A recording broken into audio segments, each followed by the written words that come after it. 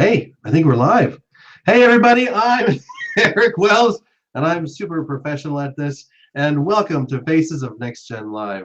I'm Eric Wells. I'm the education director for the NextGen Genealogy Network, and I've got a company, Legacy Left Right. Faces of NextGen Live is a YouTube television show or YouTube show in which we talk to genealogists, both young and old, from around the world, and just get to know them a little bit. And so today is no exception. And I am very, very excited to talk and introduce you to one of the youngest genealogists I've had the pleasure to interview on this show. Ladies and gentlemen, Renee Schmidt. Renee, how are you doing today? Pretty good. How are you? I'm doing good. I'm doing good. Thank you so much for joining us. Yeah, no problem. So,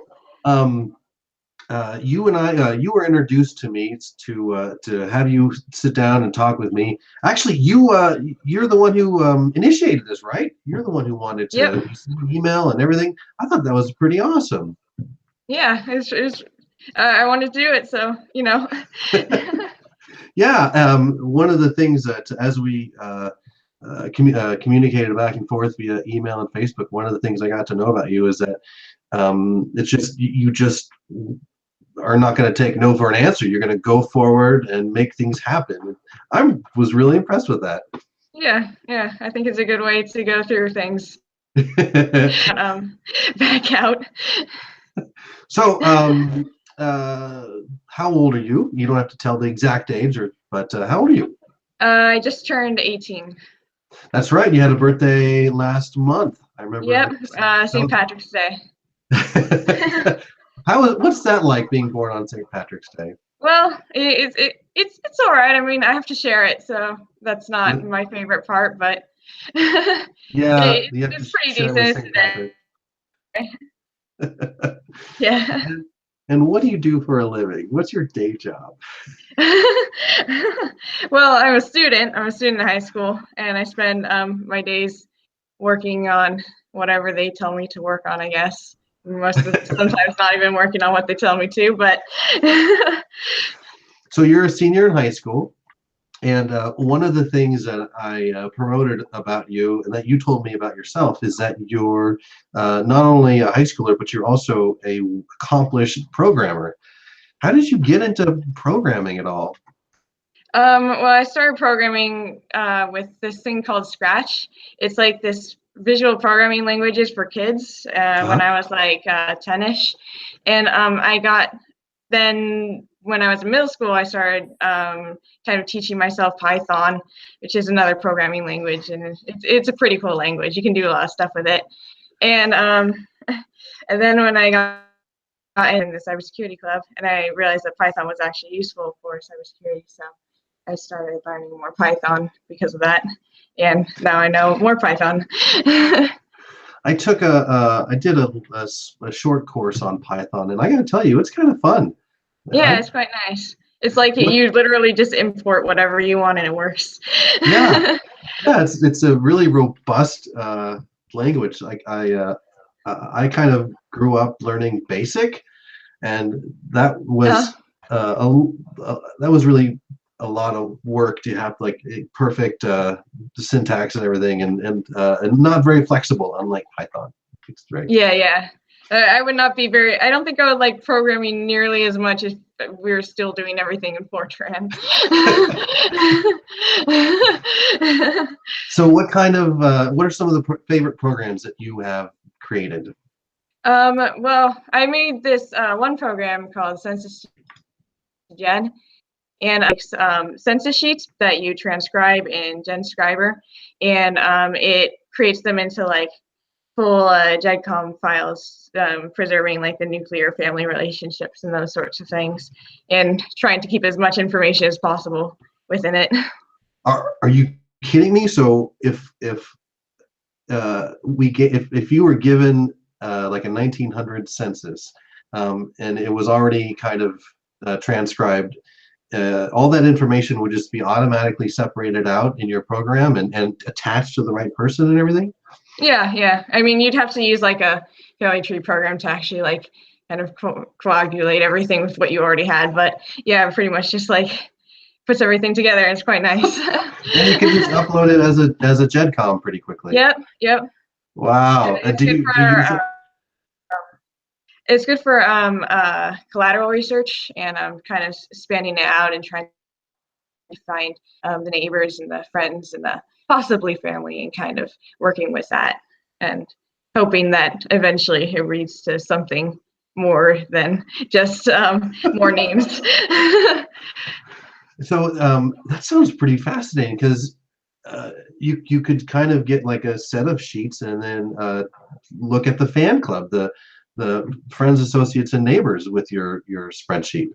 Yeah, or using network graphs, you can kind of visualize everything. Like however, like sometimes you'll find multiple families that weren't related, but they had the same neighbors and the same friends, and it just kind of like it all kind of comes together. That's pretty awesome. I love it. Well, great. So you're graduating in a few months. Is that right? Yeah, hopefully. That'd be the ideal situation. Yeah.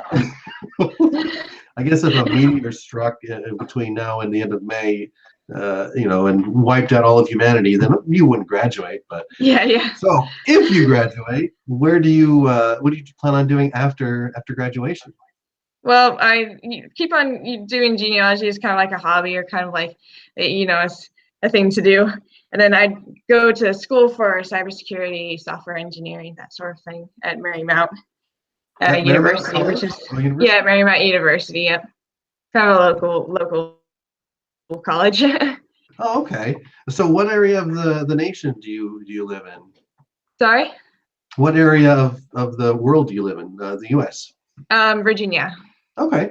Yep. Now, how did you first become interested in genealogy? What got you the bug? What gave you the bug?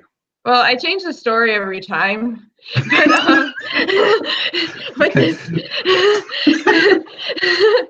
this time I'm gonna say that about probably about 6th grade, and my great uncle had done a bunch of research, and he said that my grandma's maiden name is Van Wert, and he said that we were related to the Isaac Van Wert, which is one of the 3 Revolutionary War captors who basically aided in the capture of Major John Andre and kind of revealed Benedict Arnold's plans. And I thought that was pretty cool because we were learning about it in school. And I got kind of mad because the textbook didn't say his name, but I was like, I gotta learn more about this guy. So I think the next year.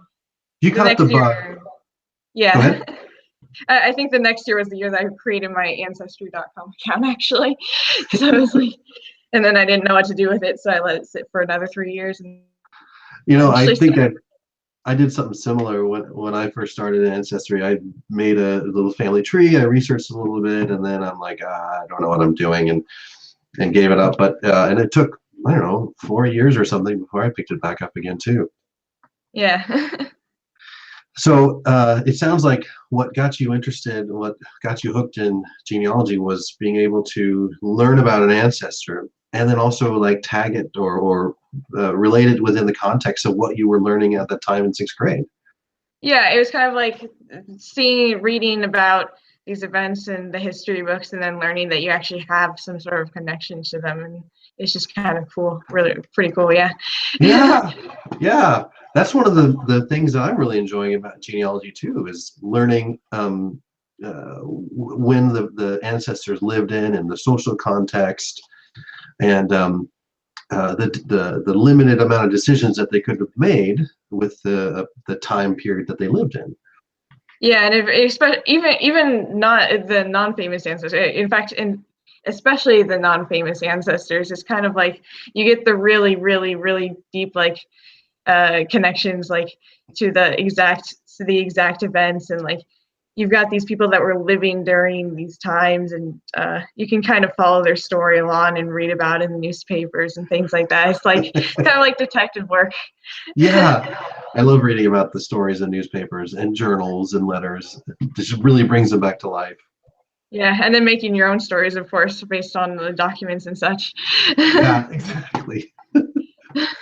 Kind of rewriting history. Or adding to history. Rewriting history. So who was the ancestor you would really like to meet the most? Probably my great grandma. Her name was Frances Elsie Caroline Gustafson. Probably Caroline Houston. Frances Elsie Caroline Gustafson. Gustafson. Oh, okay. Yeah, Gustafson. One of the two. Yeah, probably because I'm always told that if she and I were to actually meet, then we would probably talk for ages just because we were so alike. And I think that's pretty cool. So I'd want to talk to her and see if it's true, see if the rumors stack up.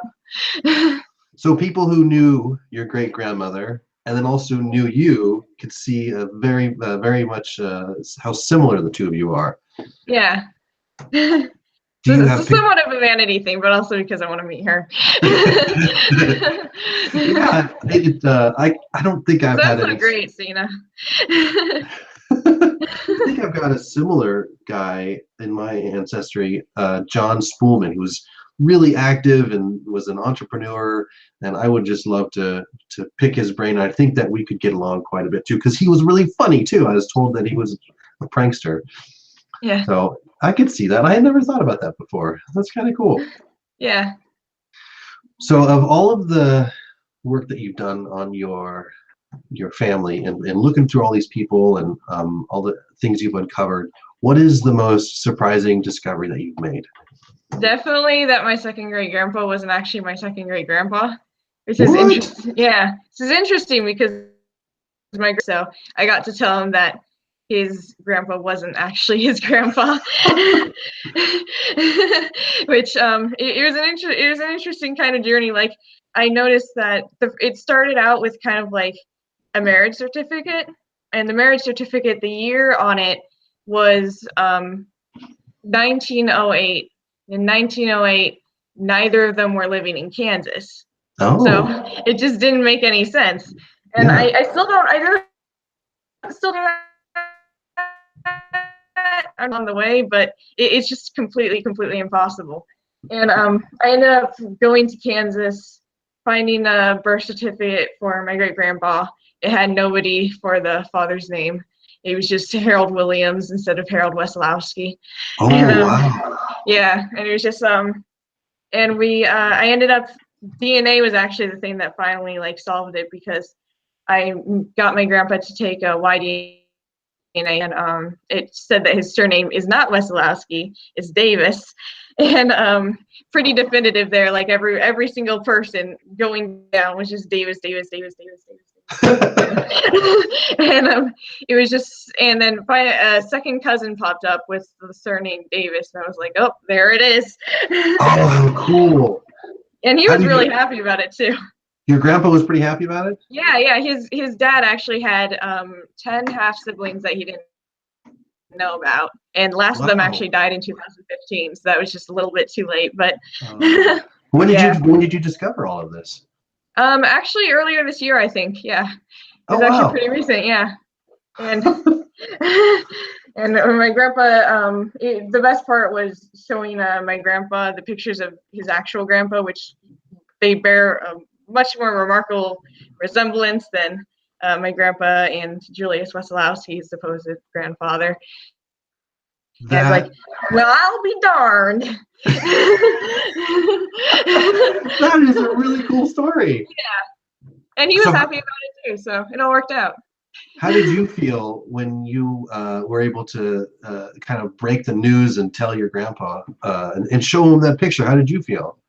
Well, my grandpa had, when I went out to Kansas with him, he kept on saying, I always told my brothers that my grandpa's not actually my grandpa, and they so I was pretty happy to tell him that he was correct, because he likes being right.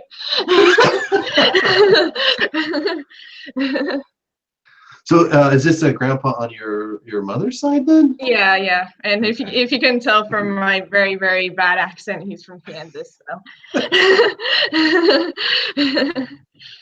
so I've got a question here from the people in the chat room. Aaron Hale Burns is asking, what kind of computational or programming tools do you think would be helpful in genealogy, whether they're in existence yet or not? Definitely, I think that there's a lot of promise in machine learning, because I think that if we can get some test cases together, like for each specific family, and kind of have the machine learn how certain things within that family work, like to have moved in this period of time, or are they likely to have died at this sort of age, then I think that that could be very helpful. And overall, just making predictions through the computer and making predictions through like your head, I guess, and combining them. And so, I also think go ahead. OCR, probably optical character recognition through handwriting, is because if we can get machines to actually recognize handwriting with like consistent the more consistency, I guess, then higher accuracy. Yeah, accuracy. Yeah, that's the word.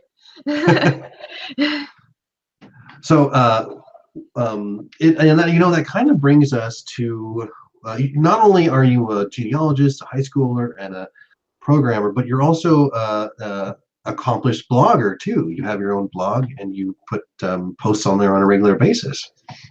Yeah, I quite like writing. I like it a lot. I don't really like writing in school, but outside of school, it's one of my favorite things I think to do. It sounds like if you could write for the topics and the subjects that you are passionate about, that's okay. Yeah, pretty much. I'd say that's a pretty accurate statement. Yeah. And one of your recent blog post, which I really liked reading the article, was about cursive writing, and how a lot of genealogists these days are thinking that genealogy is over because the younger generations can't read cursive. Yeah. But from what you kind of just said, that if machine learning could learn to read cursive, then someone would have to learn it in order to program it. Yeah, definitely, and not just cursive, like current shrift and all the other in Sutherland and all the other difficult like scripts and things across languages. It kind of like merge all of them together in a nice little package.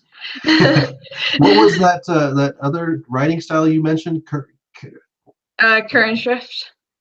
I'm probably saying that completely wrong, but that's how I say it in my head. So, what is that? German script. It was used basically before World War II, in the time frame around there, until basically it's actually kind of an interesting story behind the script, because it's very hard to read because so many of the letters look exactly the same, like the N and the E and the C and the M and the I. And the letters look pretty. But during World War II, it kind of fell out of use, kind of because they wanted so some source, it's kind of got conflicting sources, because some sources say that is because Hitler was kind of like against intellectual like development and things like that, and like a very difficult script could be seen as part of that, like and outlawed it in the schools, and they switched over to more modern day scripts. And some other sources say that was just kind of like, nah, then people just didn't really want to use it anymore because it was hard. And it's just kind of an interesting script overall in terms of the history behind it. That's cool. And that's something you also mentioned in that same blog post. Yeah. It's when the children back then had to shift and had to switch it over to the normal scripts. That was like way, way long ago, like 1945, you know, those sorts of things. They switched over to the normal script, but people didn't stop learning about it, using it, and kind of appreciating it for what it was. And it's very pretty script, very nice to look at, Sure. even if it's hard to read. But people today, it didn't fall out of practice, and so it's the same. And English cursive is quite a bit easier than current shrift. So my thought is that if we can continue to use current shrift, and if we can continue to understand it, then there's not really any danger of not being able to understand English cursive or comprehend just appreciating it for what it is and for the letters that are in. And I can really relate. I can read cursive, but I think that another aspect you talked about was like if someone was driven enough to find out how to read this cursive in the case of cursive, then they would learn how to do it. And I could attest to that myself. Like I have a lot of Dutch ancestry, and I don't know Dutch. But there were several times where I took the time, there was several instances where I took the time to learn how to read Dutch, especially back in the 1800s and stuff like that. I had to learn to read Dutch in order to understand what these documents were saying. And I had the passion and I wanted to learn that. Yeah, exactly. And I mean, something I think that's kind of important to realize also is that kids don't really want to learn what the school tells them to learn. They're probably more likely to actually learn it if the school doesn't teach them, because that's part of the reason why they don't teach cursive anymore, because the students were just like, I don't want to learn this. So they took it off the SAT, and then it kind of went from there. But if you take it out of the school system and you say, if you want to learn this, you can. It's kind of interesting. It's nice to look at, and you can write things sort of faster. Then you're going to get more people who are going to say, hey, that sounds pretty cool, I want to learn cursive. Then they'll just learn cursive. Yeah. And be kind of like that self-driven learning thing. Yeah. Sort of like what you did with programming. Yeah, exactly. Like I think that if my elementary school had taught programming, then I probably wouldn't have gotten into it, because the moment that you put a grade on something, that's the moment it stops being fun. What you're kind of talking about is like a little bit of reverse psychology, like. Yeah, yeah, I guess so. So, Mike Laughlin, go ahead. I can definitely tell you that when we were learning cursive in school, we only did it for 1 year before, like I said, the students kind of like, well, I learned cursive anymore. But the year that we learned it, I hated it so much, and I never used it after that. And then once the school stopped teaching it, and once the teachers was like, you don't have to write cursive, that's when I started to think, hey, maybe I should learn some cursive. That's awesome. Yeah, I think that's kind of the mindset of a lot of teenagers, to be honest. Yeah, I think I was that way too. So in the chat room, Mike Laughlin is asking, where in Kansas is your grandfather that you were talking about earlier? My grandpa is in McPherson at the moment. Yeah, McPherson, Kansas. Okay. But my family is mostly called Jewel, Kansas. Jewel, Kansas. Got it. Very cool. Yeah. So, do you have some favorite books, genealogy related or otherwise, that you like to read? Well, it's always hard to choose a favorite, but right now I'm reading Oliver Twist, which is quite good.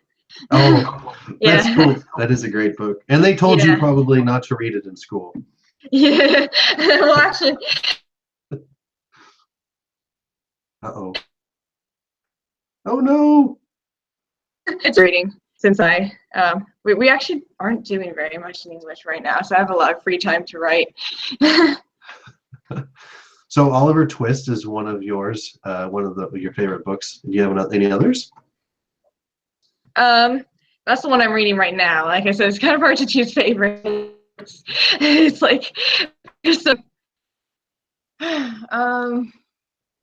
Yeah, I can't choose a favorite. It's too All hard.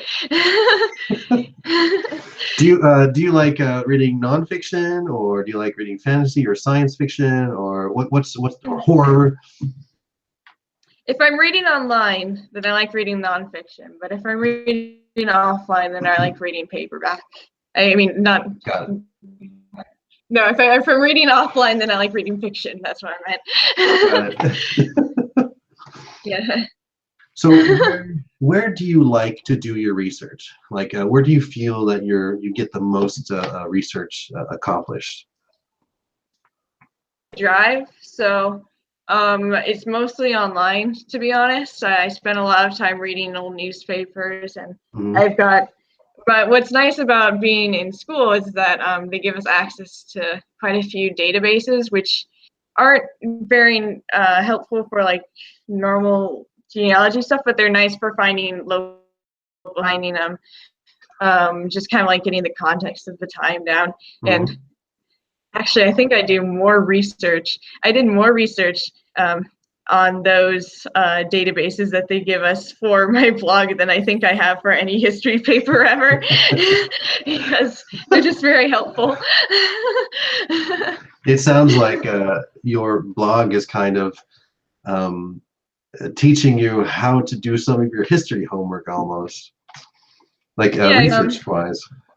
yeah, it's quite nice. I mean, it's definitely helped out my grade a little bit, I'd say. Yeah.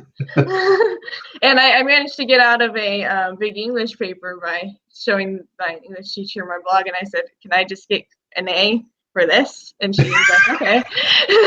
Wow, that's pretty Yeah, cool. that's quite nice. It's 40% of our grades here, so that's good. That's awesome. Yeah. So it's a very What good thing kind? to get into. What do you like to research? Like, what topics do you like researching? Is it like Irish or Southern or New England? What kind of stuff do you like to research? Well, I'm from most European countries, but the parts that I like the best are like the very, very, very small towns, like that were like just the tiniest towns that I can find that my family were from, and I just try and kind of like combine, try and figure out what was going on there, because it's kind of like the part of history that was never explored, and I think that's super cool because it's kind of like you're an actual historian, but not actually.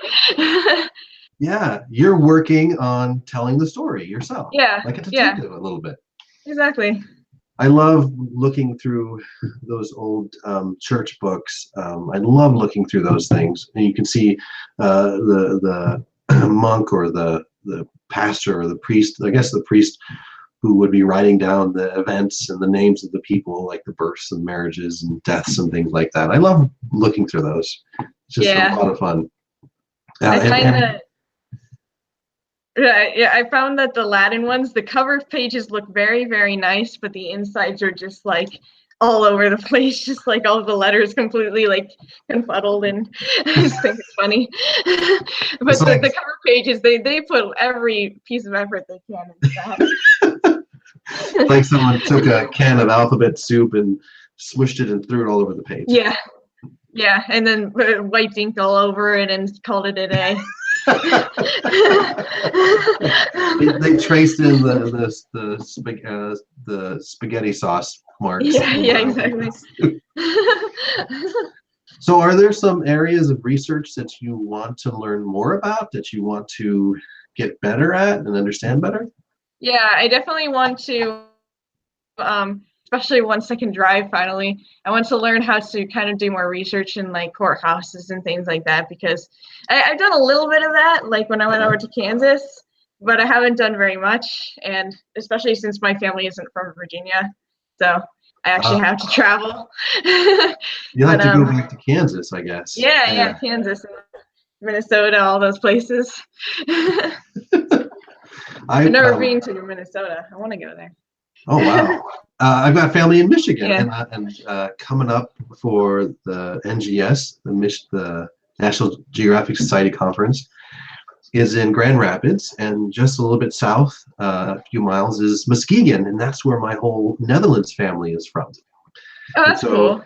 yeah, like a few days after the conference, I'm gonna just disappear into courthouses, Yeah, and that's I'm quite cool. so excited about it. I think that I There are, counted up all of the states that I've been to, and it's less than 10. So I think that genealogy will probably get me out of the house a bit more too. Maybe travel around a little bit and see some more places. so it sounds like genealogy is almost the same as Pokemon Go for you, or for some. Yeah, yeah.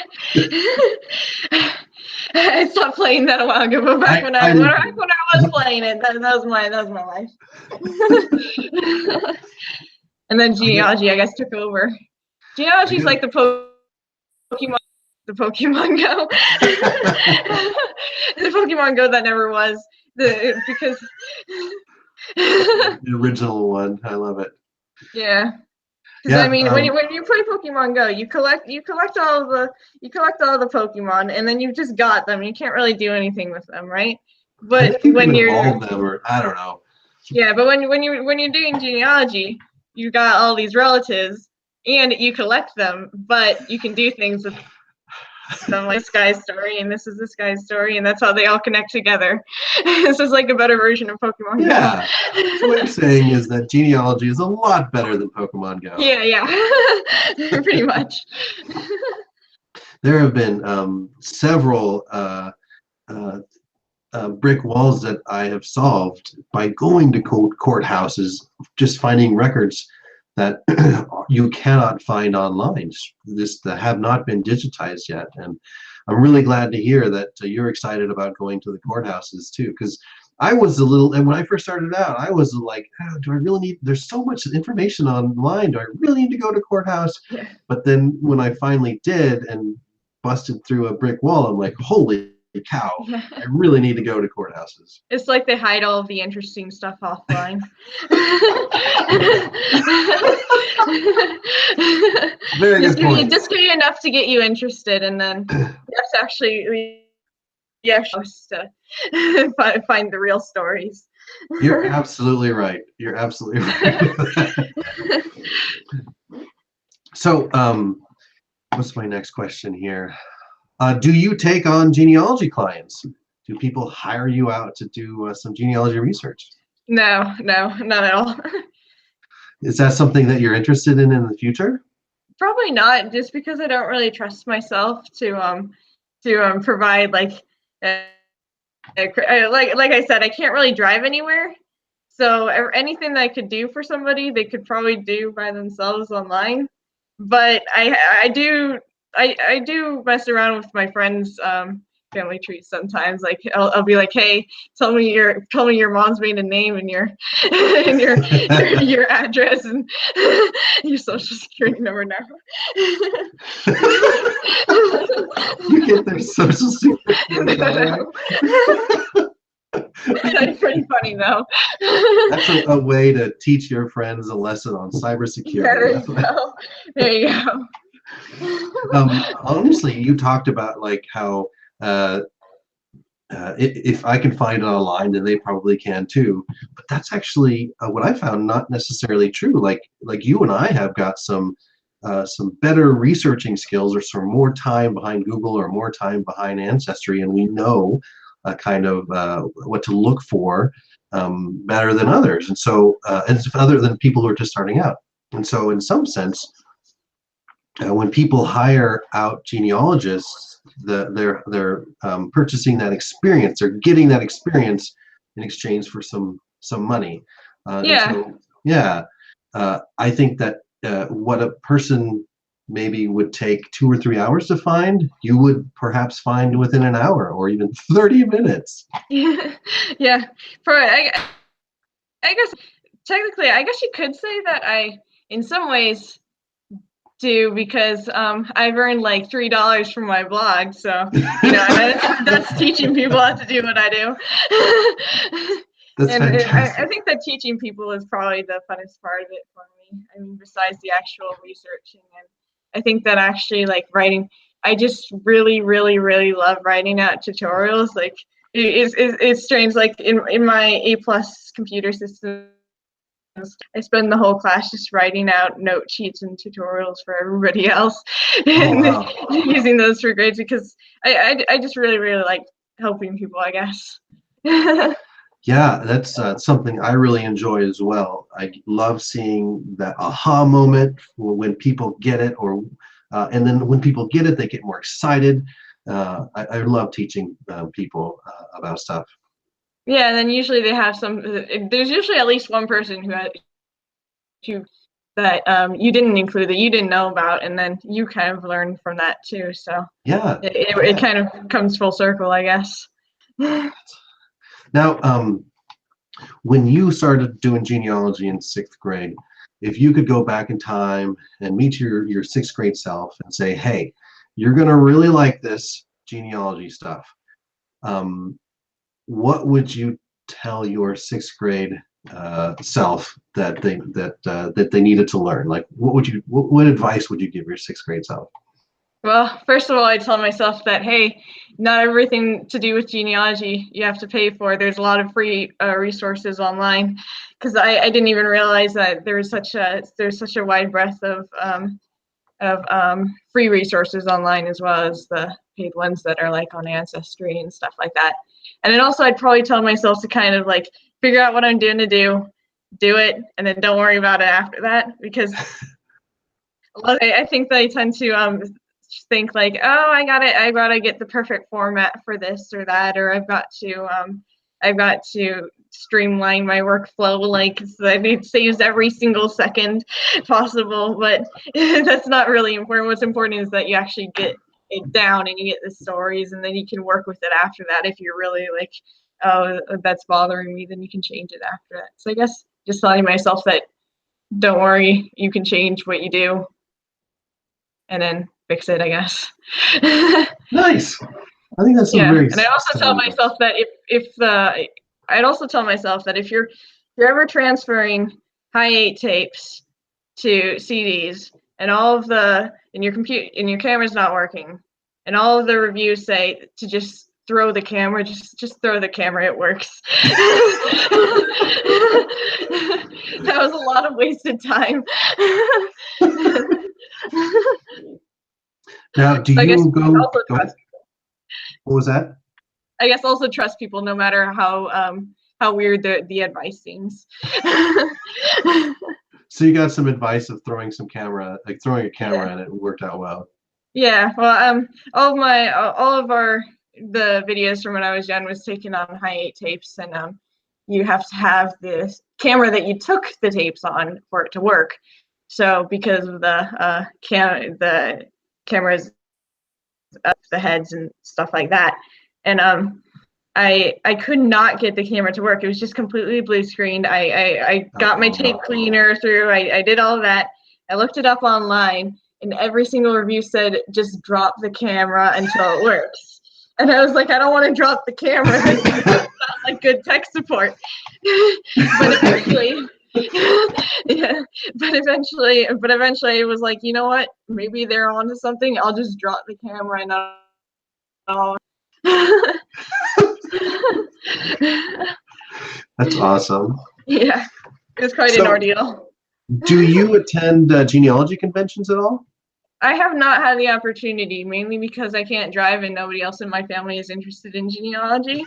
But so I can't really like cart them along. But I figure that once I'm in college, I can probably like figure out a way to get to like trick somebody into like driving me. Say, hey, we're at a genealogy conference now. That's fantastic.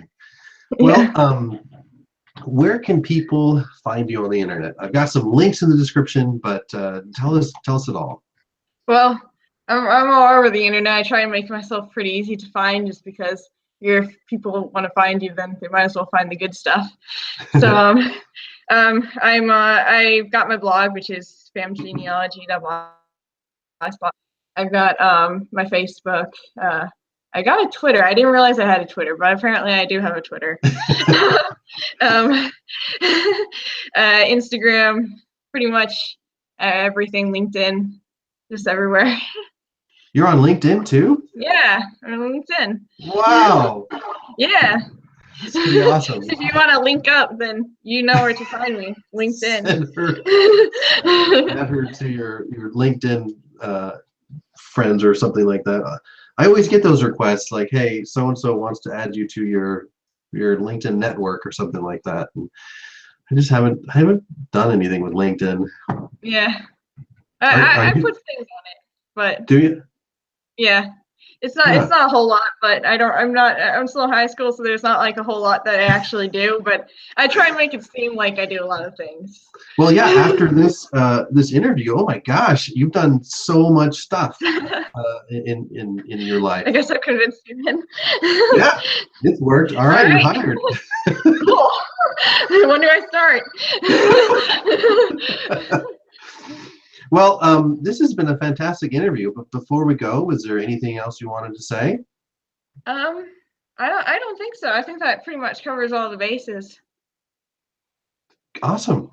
Well, All right. Renee, thank you so much for sitting down and chatting with me for a few minutes here. This has been a lot of fun. Yeah, and thanks for having me. Yeah, no problem. All right, ladies and gentlemen, thank you so much for tuning in to another episode of Faces of NextGen Live. You have just met Renee Schmidt, and she is awesome, as you saw. Next, in a couple weeks, in 2 weeks, the next interview guest will be Steve Fulton, the Vice President of the Ontario Genealogy Society. And I'm very excited to sit down and meet with him too. So we are going to sign off here. And from all of us at NextGen Genealogy Network, I'm Eric Wells, and we will see you next time. Bye.